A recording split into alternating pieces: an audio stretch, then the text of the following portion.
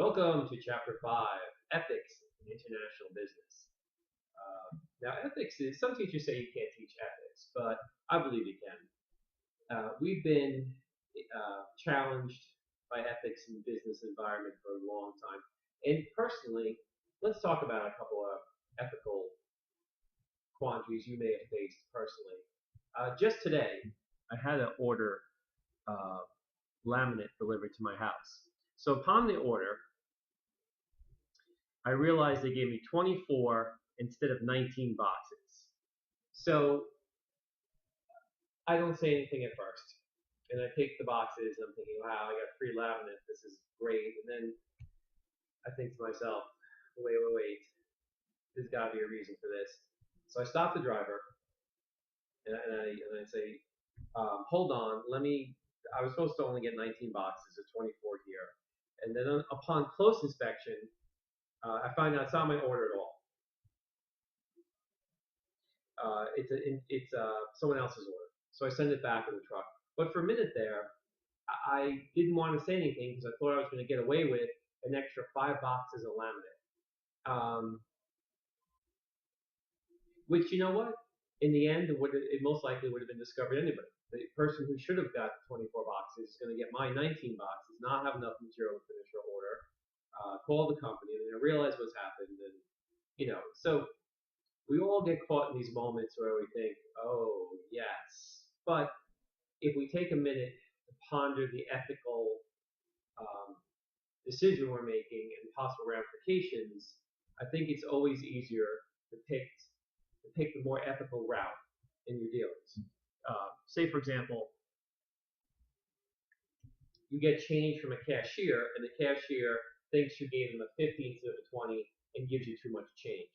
Do you keep the change and say, oh, well, their problem, or do you give the change back? We've all faced this. I always give the change back. I always stop and think for a minute, oh, I should keep this. But I always give the change back because I know when I work to register, whether it be one of my many retail type of jobs when I was in high school or college, it would really suck if my drawer was short. They would look at me like I was incompetent or stealing. So I never want, if you think about the consequences of getting too much change, the person who gave it to you is going to really suffer. And it's an honest mistake. Just like, when I was a cashier, there was times I gave somebody too much change, and they returned it to me, and I always appreciated that. And sometimes the opposite is true. Sometimes I don't receive enough change. I always count my change. And when I'm talking change, I'm talking coins, I'm talking dollar bills. So I'm always, cognizant of that. And most people think the person is trying to steal from you by giving you the wrong change back. But no, it's most likely a mistake because no one wants to create a situation where you could get them in trouble like that. So I always try to think that it's their mistake, not something they're doing on purpose. Just an example of ethical situations we get into. Another ethical situation, and just to get in the right mind frame for this lecture, is it's Christmas time. You have a lot of gifts to wrap. Why not take the tape off your desk and bring it home to wrap the presents?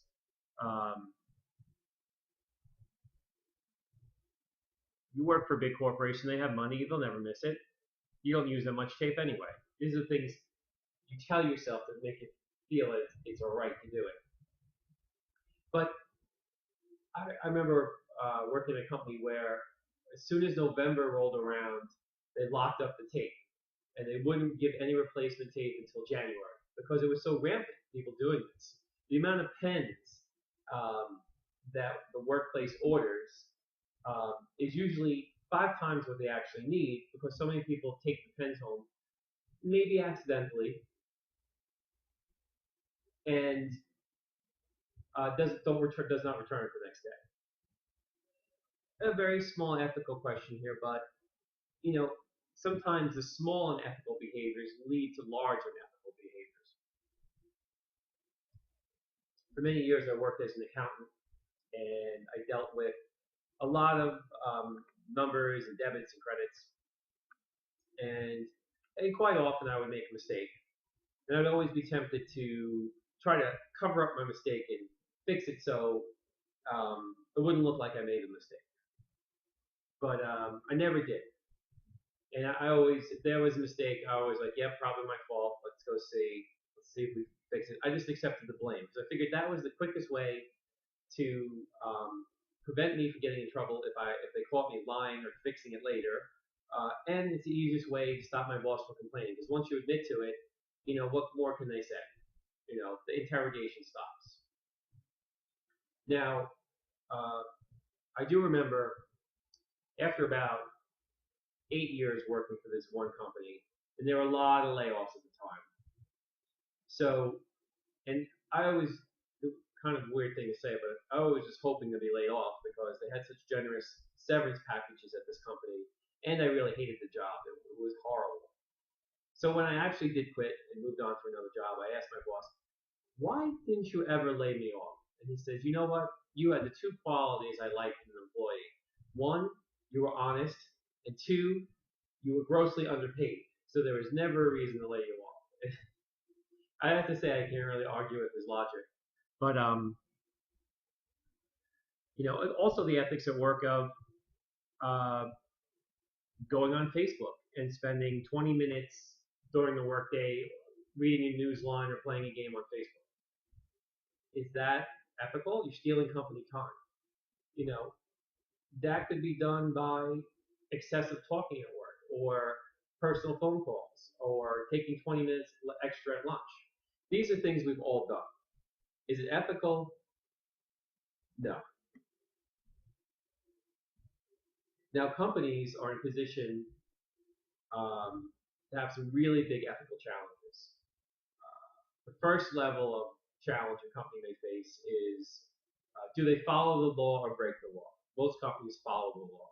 The second thing they may face is we know this is wrong, but it's allowed legally, so should we do it? Ethically, you shouldn't. So a company may be allowed to dump their dangerous chemicals into the ocean, a certain amount or whatever the chemical is, but the company knows that this is not healthy to the environment. But it would be very expensive to dispose of it in a less harmful way. So a lot of companies would choose the cheapest and legal route to dispose of those toxic chemicals. Is that ethical? No, it's not ethical because we're all sharing this planet, and a company even should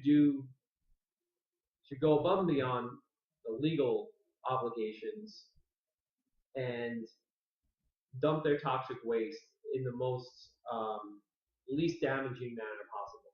But so many companies opt not to do that. If you live on Long Island like I do, plenty of defense companies pour rocket fuel and solvents and chemicals into the ground legally and cause toxic plumes of deadly chemicals in our water supply.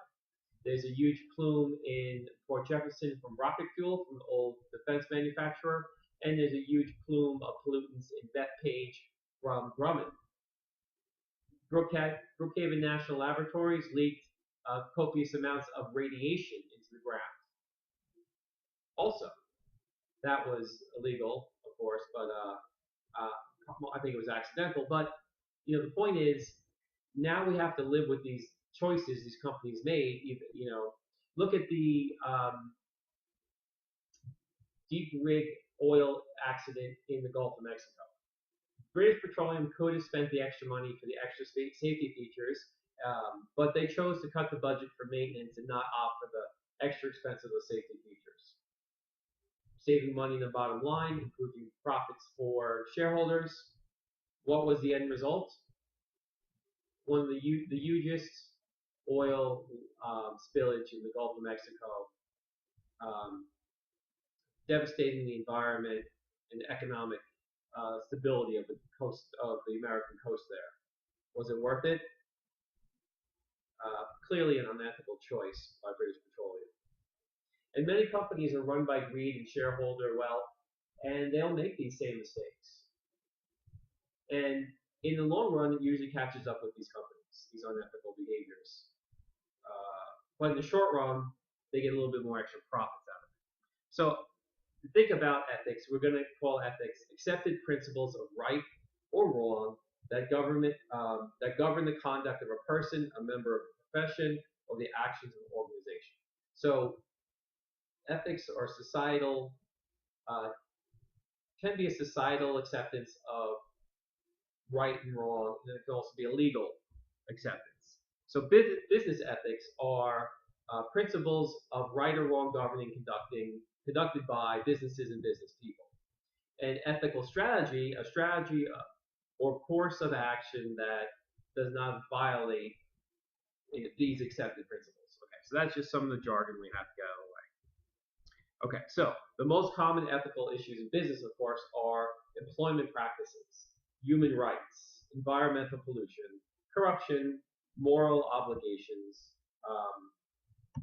And we're going to talk about each of these. We talked a little bit about environmental pollution before, but we're going to get back to that. So these are the big ones here. Now, employment practices. Now, let's think about working conditions. What were working conditions like at the turn of the century in this country? Pretty bad. They improved a great deal. However, working conditions in other nations are currently horrific. So, what is a company to do? You know, if a company, ethical thing to do, if a company is going to move their production to another country that has inferior employment practices, they should take the standards of their home nation, especially if they're higher. A lot of companies opt to take the standards of the host nation because it's cheaper and more effective. They can pay less wages, they can give no medical insurance, they can make them longer hours, they can hire younger children, things of this nature. All right. So let's just go back to employment practices. So think about that. The United States, say that was a home nation of a company like Apple or GM or a clothes manufacturer.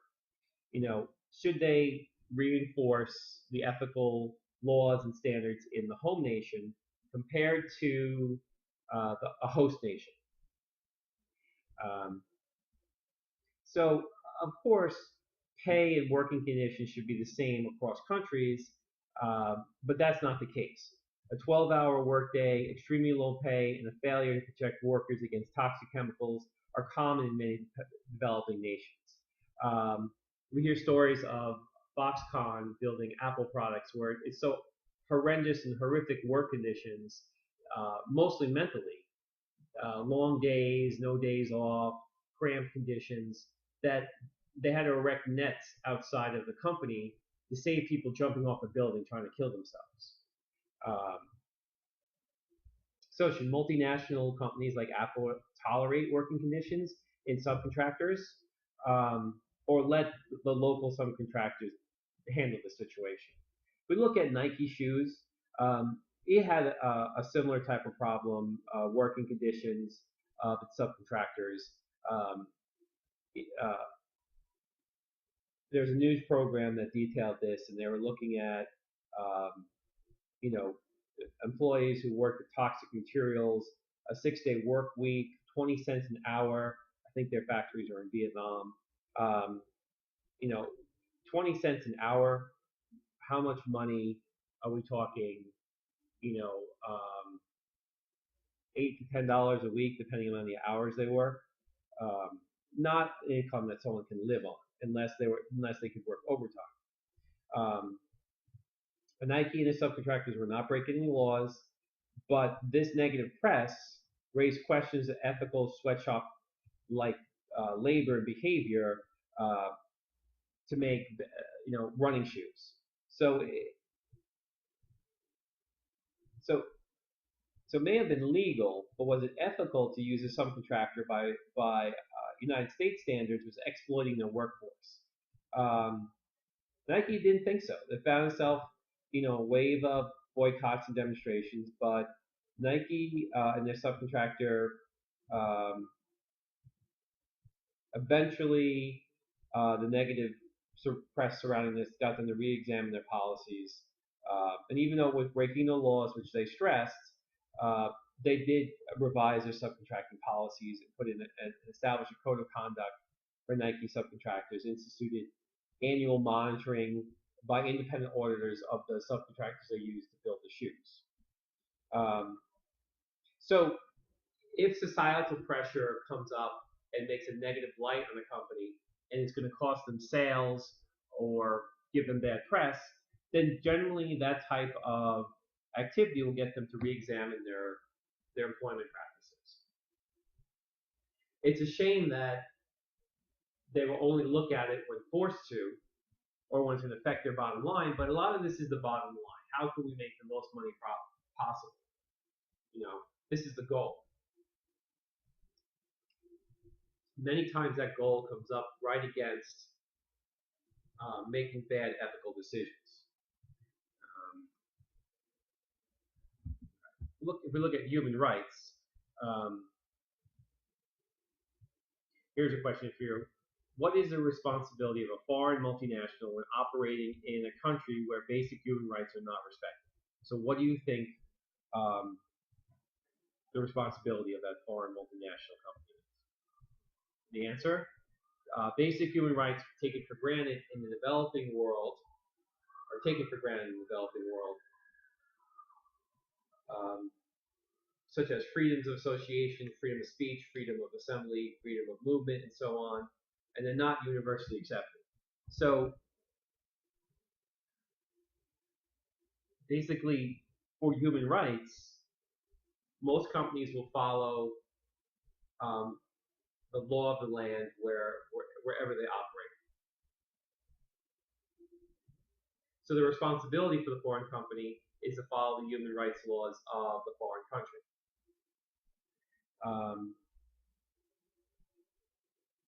So, I mean, when basic human rights are not respected in many developing nations, rights are taken for granted, I guess, like I was saying, in developing nations.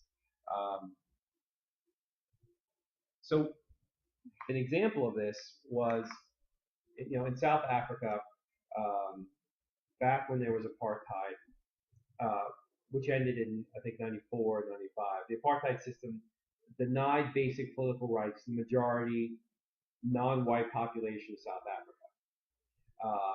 Mandated segregation between whites and non-whites, and reserved certain occupations exclusively for whites. It prohibited blacks from being placed in positions where they would manage white workers. So this is a big ethical question. So foreign multinationals started looking at their policies when their consumers started complaining. So several Western businesses started to change their policies in the 70s and 80s because of this uproar. General Motors, which had significant activities in South Africa, was the forefront in this trend. GM adopted what came to be called the Sullivan Principle, named after Leon Sullivan, a black Baptist minister and a member of GM's board of directors. Sullivan argued that it was ethically justified for GM to operate in South Africa so long as two conditions were fulfilled. First, the company should not obey the apartheid laws in its own South African operations, sort of like passive resistance. Second, the company should do everything within its power to promote and abolish the apartheid laws. So Sullivan's principles were widely adopted by U.S. firms operating in South Africa. And these violations of the apartheid laws were ignored by the South African government because they didn't want these companies to leave. Now, simply following these principles were not sufficient. Consumers were still complaining. And many American companies were pulling out of South Africa. So they divested themselves. Big companies like IBM, General Motors, Exxon. So they helped persuade, other companies to move out of South Africa because of, the recognition that what they were doing was wrong, unethical. So this helped encourage the South African government to establish a fairer, freer society with democratic elections in '94, because their economy was hurting. They hurt them in their pocketbook, so they needed to change these laws, and then companies were free to come back and invest in South Africa. Now, another interesting, this doesn't have to do with human rights, but in South Africa, there's a company called De Beers, and De Beers handles 80% of the world's diamonds. They are not allowed to enter the United States to do any work in the United States because they're considered a cartel. And what De Beers basically does is buys up all the diamond mines and all the diamonds around the world and holds them hostage and artificially inflates the price of diamonds. Diamonds are actually very plentiful, and if supply and demand ruled the price of diamonds, true supply and demand, they would be very inexpensive. But they artificially keep the prices high on the diamonds by holding many, many diamonds back into their stock and not releasing too many diamonds at one time to artificially inflate the price of diamonds. So that's why they're not allowed to do business in the United States, because they're what we would consider a legal cartel. And what they're doing is unethical, because they're monopolizing and increasing the price of a commodity that really shouldn't be that high in the first place. So Apple's been in the news a lot lately. Did Apple do anything wrong with their Foxconn employment and how Foxconn managed their operations? Not necessarily by Chinese law, but a lot of pressure on Apple forced them to re-examine these policies and try to make some amends to appease Apple's customers. They also recently announced that they're going to return some of the jobs back to the United States because there's a huge uproar about, a huge amount of iPhones and iPads are sold in the United States. And many United States citizens feel that, a significant portion of these should also be manufactured in the United States, given the huge profit margins Apple makes on this. They can afford to hire or pay their workers more or move their operations back to the United States. But since Apple's a public company and they want to maximize shareholders' wealth, they need to outsource their operations. We talked about environmental pollution before. Should multinationals be free to pollute in developing nations if it does not violate any laws? And what has happened is, in the 1970s and 60s, the United States had a lot more pollution. We had the crying Indian who would cry over pollution in commercials and awareness, and the rivers were polluted. Lake Michigan caught on fire. The air was choked. There was lots of smog. And we passed Clean Air and Clean Water Acts under Nixon. And it made it difficult and expensive for employers to pollute. So employers moved a lot of their heavy pollution industry to Mexico, China, other countries where the pollution laws were not as tough. So what the result? The United States became a much healthier and much cleaner environment to live and work in. However, along the way, we lost a lot of jobs, and the pollution was just transported to another part of the planet. Now we're finding out that pollution is a global problem, not a regional problem. So we're all paying for this behavior. So if the developing nations' laws are inferior, this makes a huge ethical problem for companies. Now, when industries are too aggressively deregulated, pollution can be a direct result of this. So many developing nations have poor regulations governing the emissions of pollutants, the dumping of toxic chemicals, toxic materials in the workplace, and so on. And these regulations are often, not nowhere close to developed nations. But because it's costly to properly dispose of your waste and put in pollution controls, especially when they're not required. It's going to lower your earnings per share. Companies want to maximize their wealth.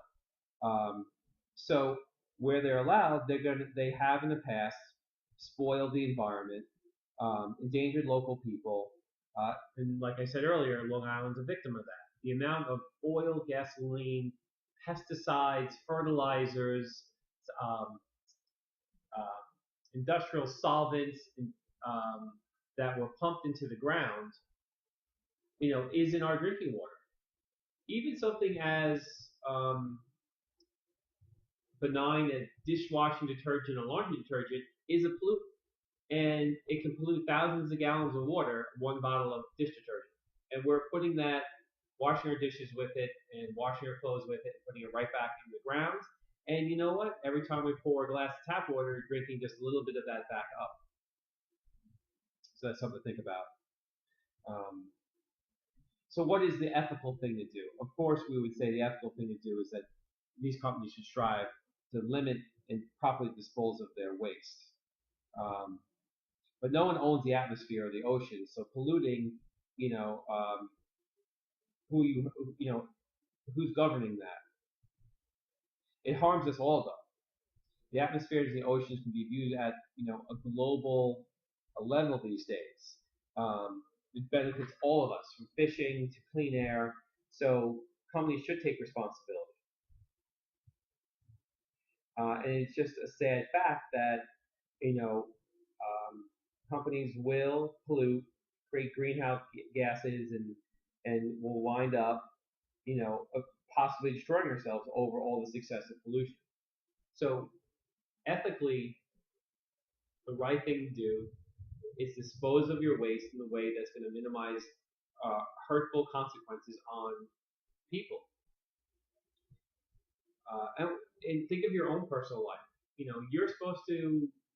There are requirements on how to dispose of computers, batteries, paint cans, other chemicals you use around the house.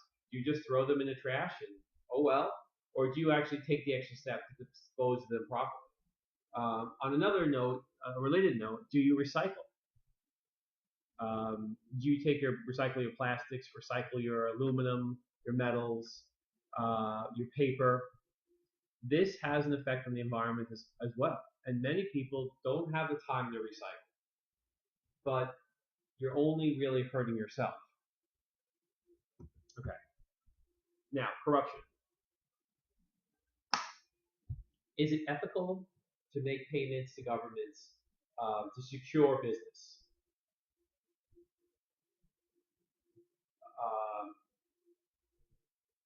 No, it's not ethical. But it's a way of life in many countries. You want to get something done. You want your driver's license, passport. You want, to get something done. Sometimes it requires payment to government officials. It's plain and simple corruption.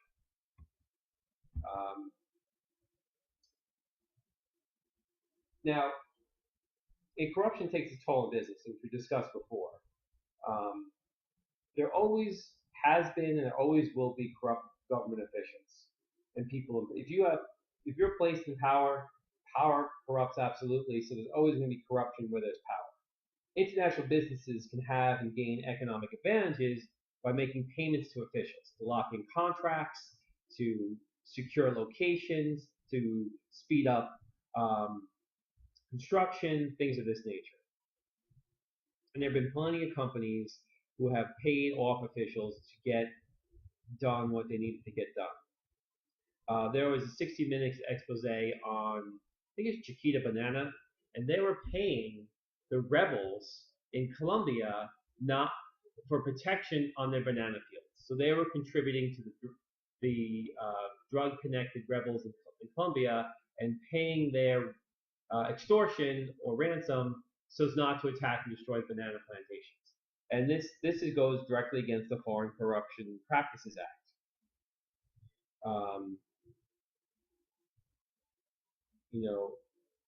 So in 1977 they passed the Foreign Corruption Practices Act in the United States.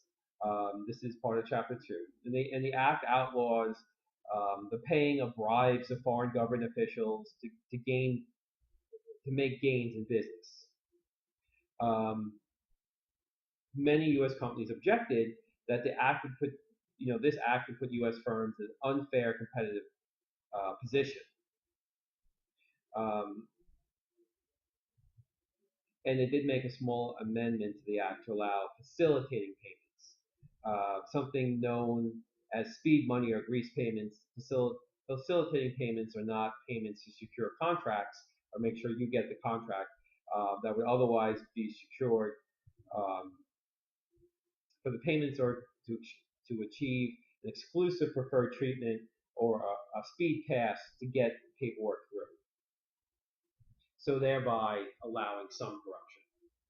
I remember I worked at a company and they fired the maintenance manager because he made a deal with the oil delivery company that will make you our exclusive contract if you fill up my house for free. So what happened? The oil company was delivering oil and they're filling his house up for free. And then one day, the president, somebody realized they were paying too much for oil, so they want to switch to another company. And guess what? The company that they switched from calls up and lets them know what the manager was doing, and that they were filling up his home tank for free. And of course, he was fired, and legal prosecution was held against him. So a lot of this corruption, unethical behavior can come back to bite you in the ass.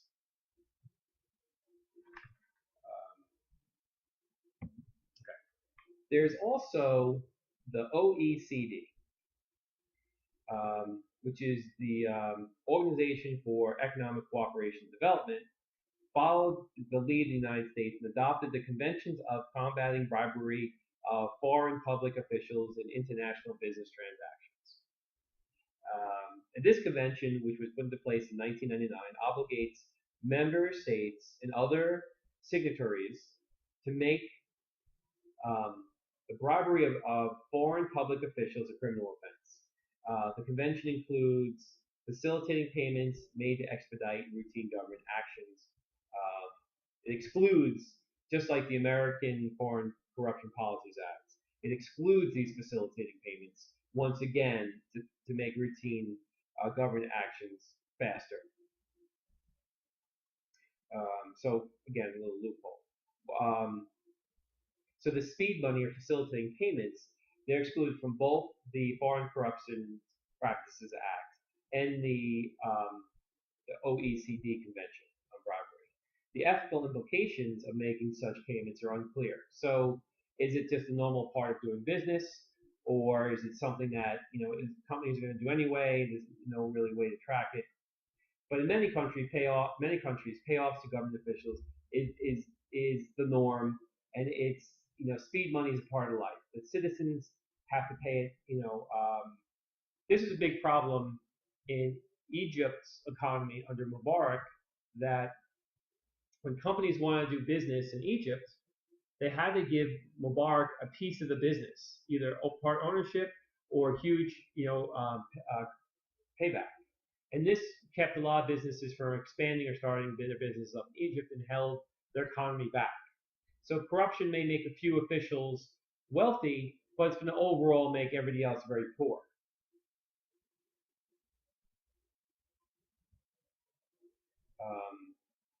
So this is just a fact of doing business, I guess.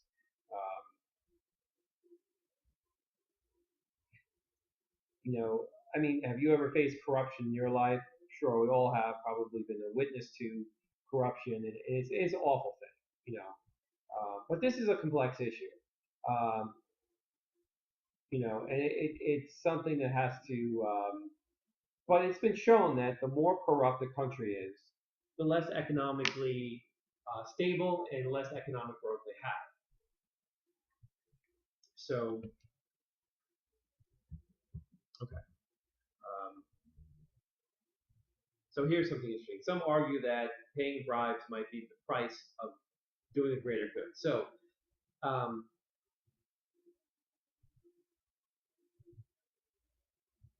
if we pay these bribes to speed up the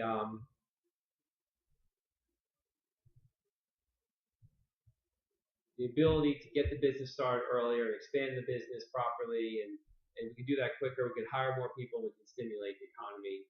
Um, but I agree that the corruption only reduces the return on investment and lowers economic growth. So I don't think having to pay these speed up payments to get the job done quicker is really a good thing. Although some people think it's like an enhanced welfare.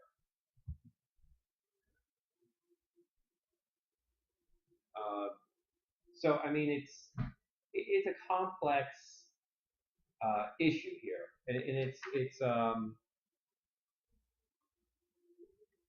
it's one that we're going to constantly be looking at and examining. Walmart made many bribes when moving in their supercenters into Mexico, which really caused quite a stir, quite a backlash in the United States, but not so in Mexico, where part of their culture was this understanding this is what businesses did to get things done. So did they do the right thing? Well, obviously they were in violation of the Foreign Corrupt Policy Act, but so I would say this is the wrong thing, but this is how the typical attitude of many companies is to do what the local culture, their acceptance of things, even if it's unethical. When you see M&E, multinational enterprises, what that stands for. So do multinational enterprises have a responsibility to give back to societies that enable them to grow and prosper? So this is a big question. One thing I like to add in this area is a lot of companies pay little to no tax, and there's a big argument that companies should not pay taxes to the government. I am fine with companies paying taxes because, especially if those taxes are paid back to the investments the U.S. government or local governments make that make it possible for companies to operate. Let me give you an example. If you own a house on Long Island, you're paying $6,000 to $12,000 in taxes. Where are those taxes going? They're going to the school district, educate children K through 12, and these educated children then go on to college and then work for a multinational, make them lots of money designing projects, engineering projects, marketing, advertising, finance, all different areas. So these multinational companies hire all these talented people that they don't have to train from the ground up because the school systems and the colleges have already done that. Now, this is a significant effort was made and paid into these schools to get these employees to a level where they can actually be very successful and contribute to the company's bottom line greatly. So shouldn't corporations have a moral obligation to give back in the form of taxes or support the colleges or local high schools? Another area where the government invested in roads and docks and shipping and transit and invested in research development that's produced many products that companies make a profit off of. Shouldn't these companies pay taxes in return to the U.S. government for the use of all this infrastructure that they've created? And maybe if we had more money from corporations, we could start improving and increasing our infrastructure investments we desperately need. So the social responsibility is this idea of giving back. The idea that businesses should take, a look at, not because they have to, but it would be what's the best thing to do for society, and take into the economic consequences of their economic decisions when looking at socially responsible behavior. So the idea is to make a decision that is good both for economy and social consequences. If you look at Starbucks, fair trade coffee, buying coffee at a fair price that enables the farmer and the farmer's community to make a living and survive. Now, British Petroleum, it's sort of a farce. This is a company that polluted the Gulf with millions of gallons of oil, very socially responsible. Now, British Petroleum plays the game of let everybody think we're socially responsible, by investing in solar and alternative fuels and advertising that on TV and print. So, but when you look at the budget for their advertising of their investments, advertising the fact that they make investments in solar power, the advertising money is a lot more money they're spending on advertising than the investments they're making in alternative energy. And maybe you could kind of figure out that, hey, why would we want to create an alternative energy that's going to put us out of business? And they're in the business of oil and have a significant amount of investment in oil. And they change their colors to be green and white, in a flower to show earth, and their gas stations are green and white, and they want to promote that, oh, we're so good for the environment, we do all these socially conscious research and programs, but they're really covering up the fact that they're one of the dirtiest companies in the world as far as their pollution to the planet. So some companies feel we need to have an image of being socially responsible because it's good for business and people will like us better. But many companies don't put in the true faith and deliver actually well-meaning and generous results. They just want to have the image that they're a nice company. I remember working for McDonald's, and they had all these styrofoam plates and clamshells. The sandwiches came in, and due to mostly consumers who were just rioting over this, because styrofoam doesn't decompose, it stays in the landfills forever, that they eventually switched over to paper wrappings and cardboard because the customers demanded it. But they used the styrofoam because it was cheap and it did the job very well. Styrofoam cup can hold in heat. A styrofoam container is very useful. Doesn't the water doesn't damage it. Lasts forever. Holds in heat very well. But they eventually had to change their operations because people demanded it. And that's what, as a society with Twitter and Facebook, when we see a company doing something wrong that isn't ethical or socially or even socially responsible, we need to say something and make a comment or tweet about it or get that word out there, because this is what companies listen to, the bottom line. And many companies won't make a change until they're either legally forced to or consumer backlash is so great. For example, besides high fructose corn syrup, there's something also called trans fats. And they used to pump trans fats into Doritos and cookies and everywhere. And it's hydrogenated oils that just don't degrade or spoil. That's why you can keep your frosting and your peanut butter in your cabinet, not your refrigerator, because these hydrogenated oils don't need refrigeration. But they found out that these hydrogenated oils clog up your veins and cause heart attack and stroke. So, even though they can still have hydrogenated oils, many companies, because they know consumers are looking out for this now, have been voluntarily taking out and redesigning their products to remove the hydrogenated oils. That's one of the reasons Doritos don't taste good anymore like they used to.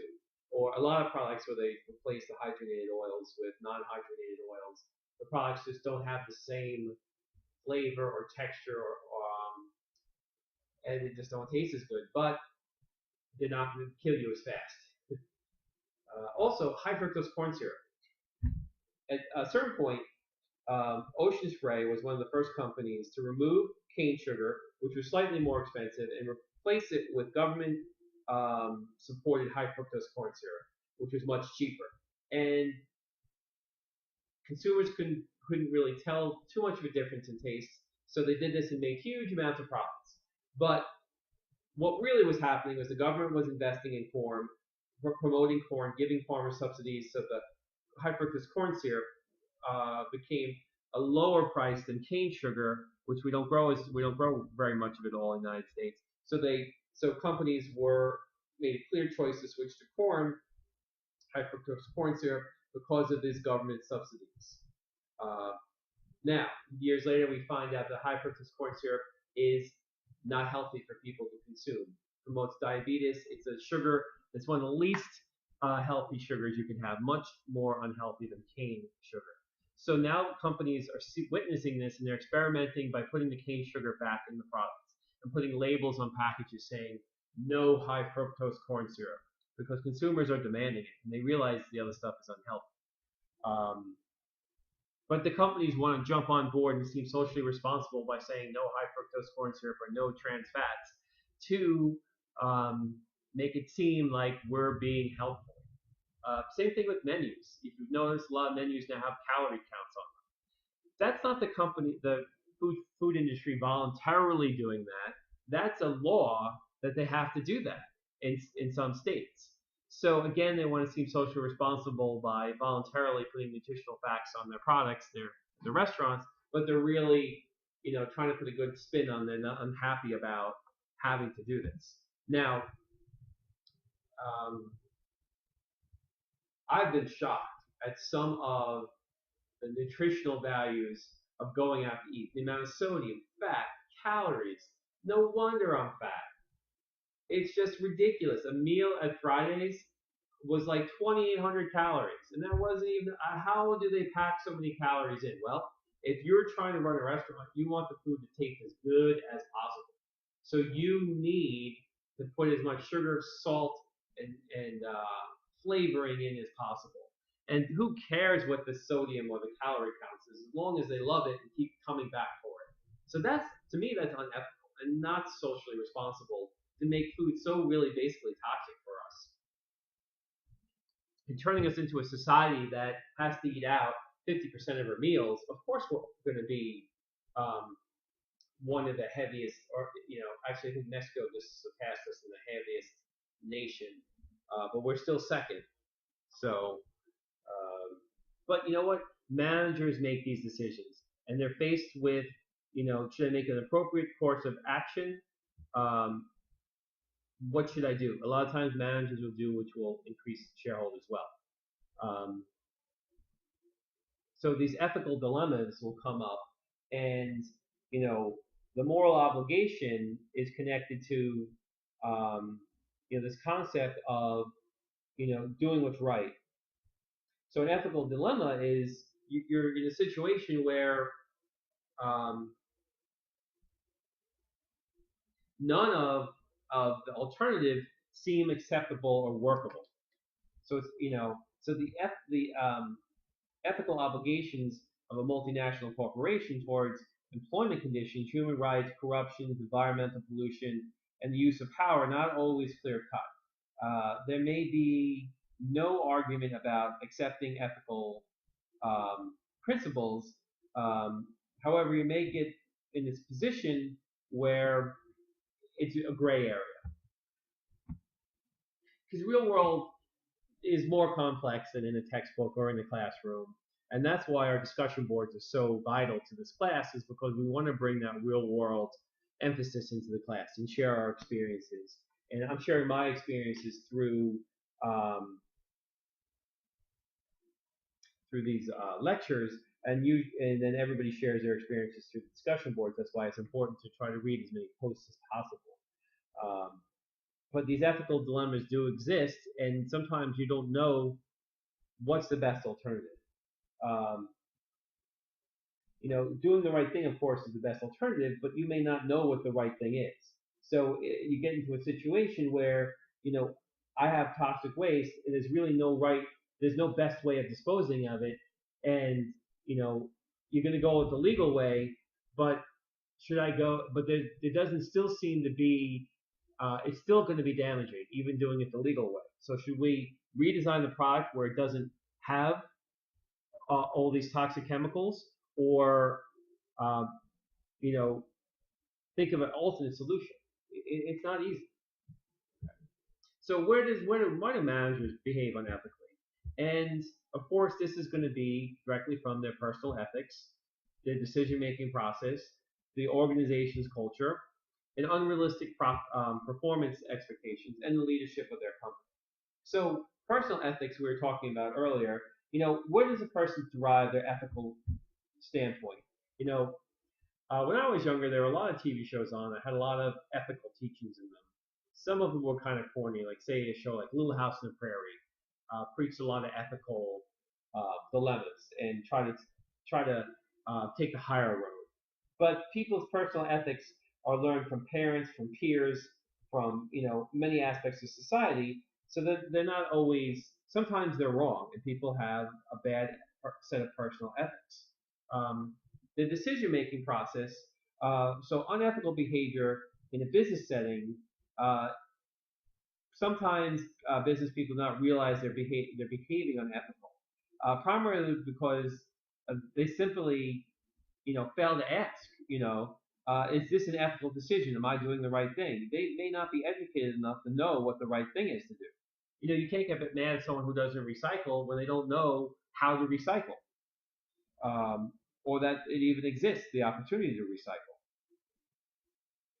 Um, So the fault lies in the process that do not incorporate ethical considerations into business decision making. So that's going to be part of the problem. And of course, the organization's culture. If you take in my organizational behavior class, we've talked a lot about this, but so the climate of the culture of the business, if it does not encourage people to think through the ethical consequences of the decisions, if it doesn't have a culture where ethics and social responsibility are the cornerstone of the business, this is going to have an effect and create unethical behavior inside the business.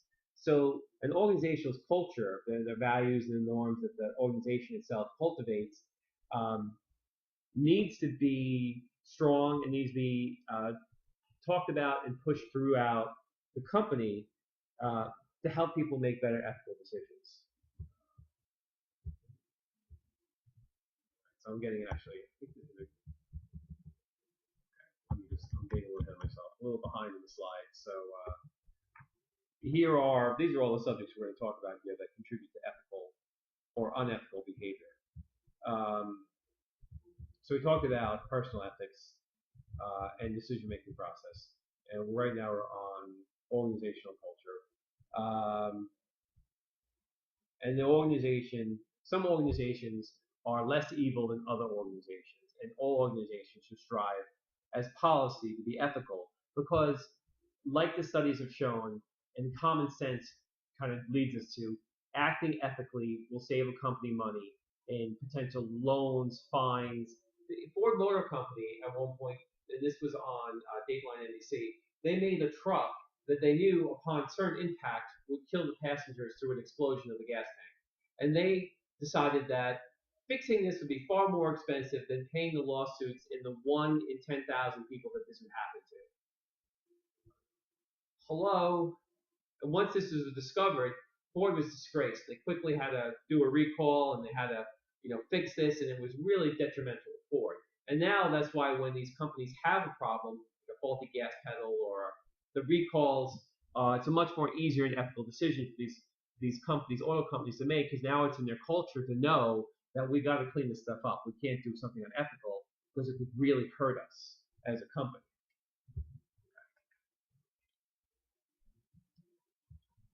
Okay. Performance expectations. No, we're not talking about the bedroom here. A little joke. We're talking about when managers place too heavy or too much of a burden of performance and expectations on us, that the only way to get the job done is to cut corners or do unethical amount of behavior to meet those expectations. It's sort of like, in your world, you're a student and you have a class that has far too much work and the test is coming up and the paper is due, and you make the unethical choice to cheat or plagiarize because you justify it by saying the expectations of this class, I can never complete this class with a normal amount of time, and this is the only way. My choice is either fail the class or cheat. So most people facing those two consequences will cheat, and that's unethical behavior, and quite a number of students have been getting caught and have been facing severe punishment and consequences for this behavior. So it's better to fail the class than to cheat the class, because you cheat the class, you can be kicked out of the MBA program completely. But when you're in the moment of this, sometimes you make bad decisions because of these expectations, and expectations you have of yourself, expectations of the course, expectations of your parents. And a lot of this can be boiled down to a failure of leadership. So if a firm's leadership acts unethically, its employees have no moral compass. So actions speak louder than words. And when I was a manager or leader in companies, I always felt that I needed to set a good example. Because how else can I expect? If here's a small issue. If I allowed myself to come in late every day, how can I tell my employees not to be late? So I have to, if an employee saw me stealing, what would stop them from feeling like, oh, he does it, why shouldn't I do it? So two wrongs don't make a right, basically. So a failure of leadership can be a huge problem within a company.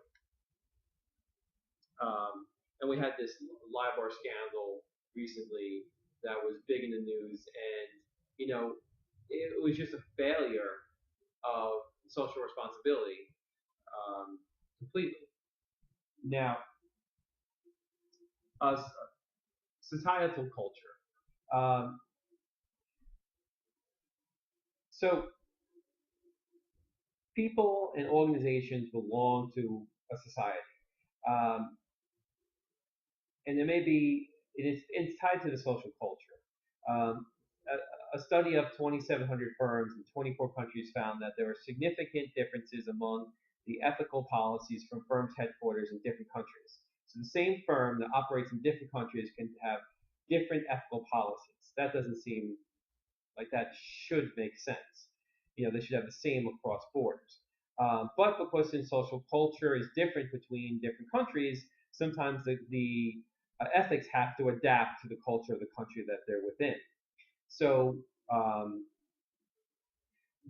cultures where individualism and uncertainty avoidance are strong were more likely to emphasize the importance of behaving ethically than firms where headquarters were located in cultures that were masculinity and power distance were important part of the culture attributes. So,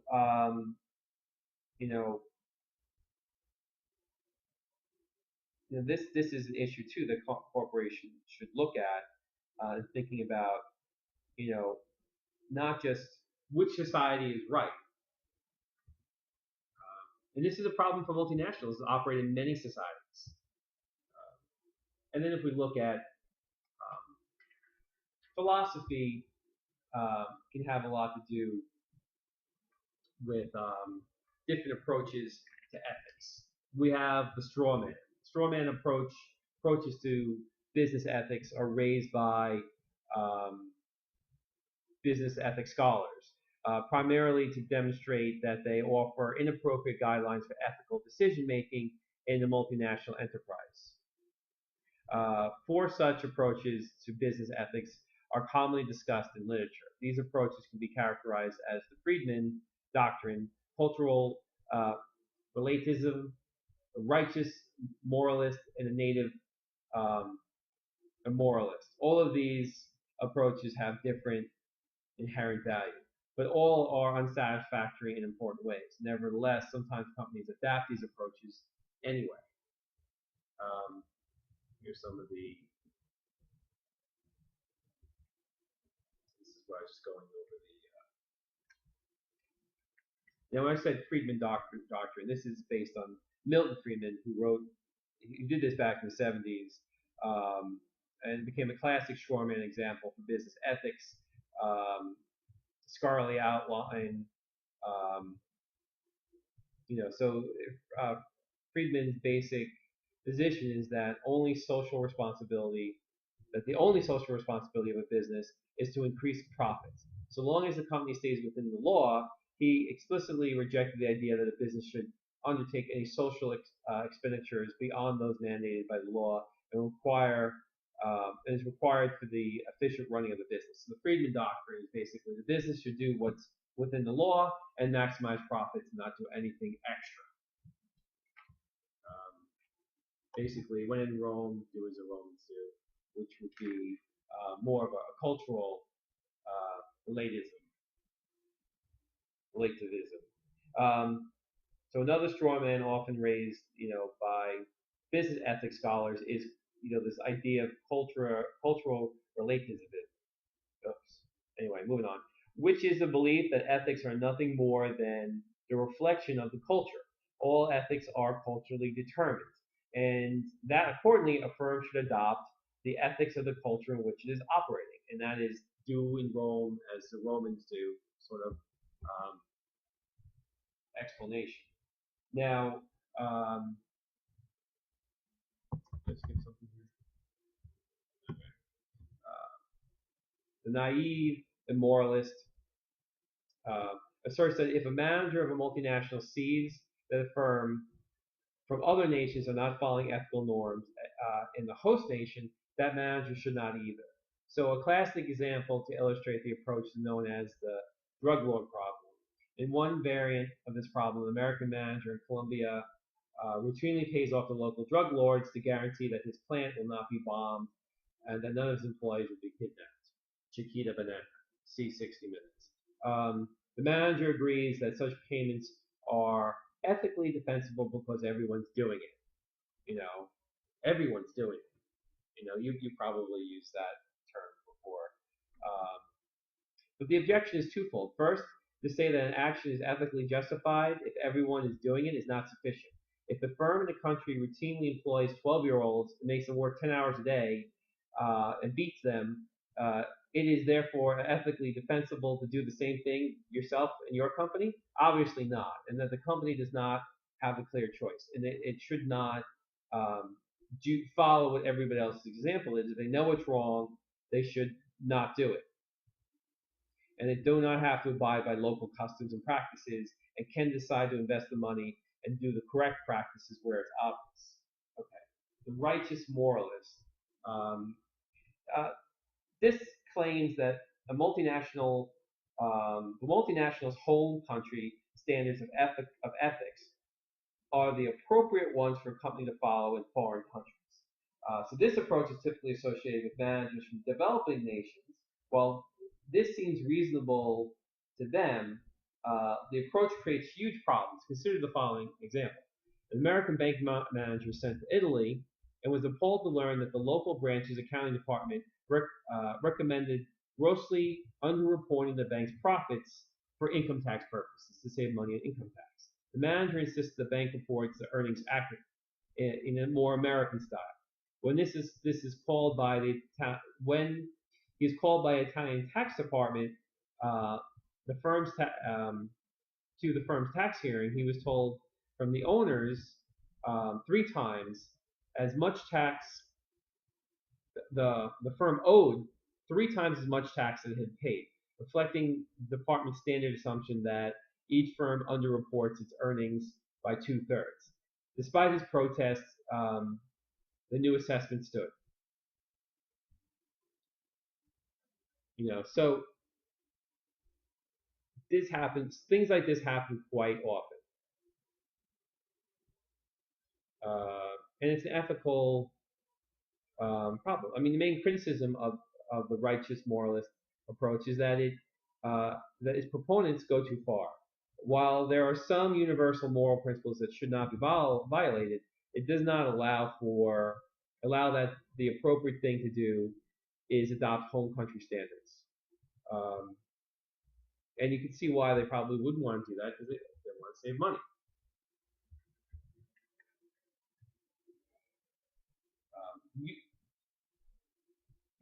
Utilitarian approach. We'll talk about that now, I guess. Whatever actions do have some good and some bad. So it's basically trying to justify your actions if they lead to the best possible balance of good and bad consequences. It's sort of justifying your unethical behavior. And you may say, listen, I know that we hire children and we pay them a wage less than adults, but listen, if we didn't hire these children, they're orphans. If we don't pay them, they won't have any place to live or anybody to take care of them, and they'll die. So we're basically, we're giving them a chance to survive. So if we decide not to hire them, they'll end up dead. So then that way you can justify your unethical behavior of hiring and making children work for low wages.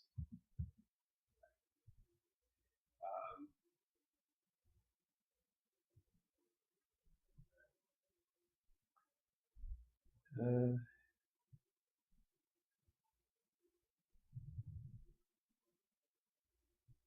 so this one takes a bit to explain. This is another philosophy, Kant, uh, which holds that people should be treated as ends um, and and never purely as means to the ends of others. People are not instruments like machines. People have dignity and need to be respected as such. Employing people in sweatshops, making them work long hours for low pay and poor conditions, is a violation of ethics, according to this philosophy, Kantian. Because it treats people as mere cogs in the machine, is not as a conscious moral being that has dignity. So another sort of grounding of this ethics. So people have dignity and they need to be respected. We're not slaves. We're not some machine you can hire. We have certain rights and should be treated in certain ways. So rights theories, um, these recognize that human beings have fundamental rights and privileges that transcend national boundaries and cultures. Rights established at a minimum level of morality, accepted, morally accepted behavior. So this is basically saying that people have rights, and a human being has certain innate rights, and that should be the basis of your moral compass. And even because it's legal or it's custom, if these basic rights are not being dealt with accordingly and correctly, that's unethical and should not be tolerated. And no country, uh, no company should engage in that. And the notion that there are fundamental rights that transcend national borders, meaning that no country can really, doesn't matter what the law or custom is, there's certain rights that are worldwide. Cultures, um, it's beyond cultures as well. There's a motivation for the United Nations to create the Universal Declaration of Human Rights, which you can look it up. There's a huge amount of articles about basic human rights a person has. Lastly, we're going to talk about justice theories. Focus on the attainment of the right of a just distribution, a fair and equitable distribution. Um, so, just distribution is one that is considered fair and equitable to all parties. There is no one theory of justice, but several theories of justice uh, conflict with each other in important ways. Here we shall focus on one particular theory of justice that both is very influential and has important ethical implications. So the theory is attributed to philosopher John Rawls. And Rawls argues that all economic goods and services should be distributed equally, except when an unequal distribution would work in everyone's advantage. So according to Rawls, valid principles of justice are those which all persons would agree if they would freely and impartially consider the situation. Impartially is guaranteed by a conceptual device that Rawls calls the veil of ignorance. The veil of ignorance, everyone is imagined to be ignorant of all his or her particular characteristics, for example, race, sex, intelligence, nationality, family background, and social talents. Um, Rawls then asks what system people would desire under this veil of ignorance. Under these conditions, people would unanimously agree on two fundamental principles of justice. The first principle is that each person be permitted the maximum amount of basic liberty comparable to a similar liberty for others. This is like a political liberty. The second principle is that once equal basis of liberty is assured, inequality in the basic society's goods, such as income and wealth distributions and opportunities, is to be allowed only if such inequalities benefit everybody. And Rawls accepts that inequalities can be just if the system that produces the inequalities is to the advantage of everybody. More precisely, he formulates what is called the difference principle, which is that inequalities are justified if they benefit the position of the least advantaged person. So, for example, there are wide variations in income and wealth can be considered just if the market-based system that produces the inequality distribution also benefits the least advantaged members of society.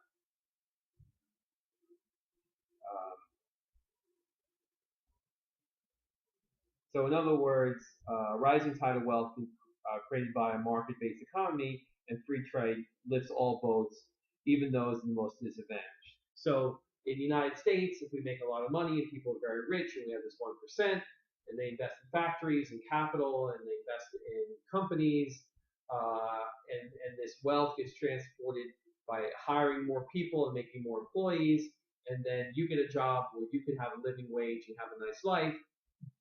It seems morally just that someone who is a billionaire, it's okay morally that they're a billionaire, and it's okay morally that you make $80,000 a year, because you do have the opportunity of becoming a billionaire, and that's what pretty makes us okay with the fact that, hey, let's have billionaires because it's something I could become. And if the system is fair in a way that we could obtain that, then that would be a just system. So I think everybody will agree in this veil of ignorance. Do you want a society where you can work hard, get promotions, start your own company, become very rich, and reinvest this wealth? Or do you want a society where everybody gets paid the same amount of money? So everybody getting paid the same amount of money may seem like a very fair, ethical thing, but in reality, it's not going to work. So that's sort of part of this justice theory. Okay. So, all right. So I'm going to skip that. So for managers, this is a whole world, a whole compass. You're going to have to think, managers, employees, about every ethical aspect of your job and your company, and take my advice, act as ethically as you can, educate yourself on ethics, ethical theories, talk to people, your coworkers, your managers about what's ethical, and that is really the best circumstance, because the more ethical you are, the more moral courage you have to stand up and say this is wrong, the better it'll be for society, your conscience, your company, everything altogether. Some aspects of ethics could touch upon hiring and promotion. Who gets promoted? Who gets hired? Do you hire someone because they're good looking? That seems very unethical. Do you promote only men to managers, or only a certain race to managers? I mean, there's a lot of ethical decisions that we may be influenced by and we may not be fully aware of. So these things have to be thought of. And leadership and culture is a big aspect of that. So the culture of the company, that's what all companies have, a code of conduct to help their employees and help the leadership express how they want their company to behave and what's ethical. So this is going to be a commonality in your work life, that these ethical decisions, when they come up, are you educated enough to be aware of the ethical circumstances when they develop at work? And is your moral compass set appropriately that you're going to make the right ethical decisions? Sometimes we don't have enough information, or we don't know better. We might make an unethical decision even though we mean to be ethical. That's why education is key. But also, I have to say, the more ethical you are and the more you stick to that, the less problems you'll have in life, and eventually the more profitable and bountiful your life will become. Okay, I'm going to leave you with that. And this has been a great lecture. I'll see you for chapter 6 next time. Thank you. Take care.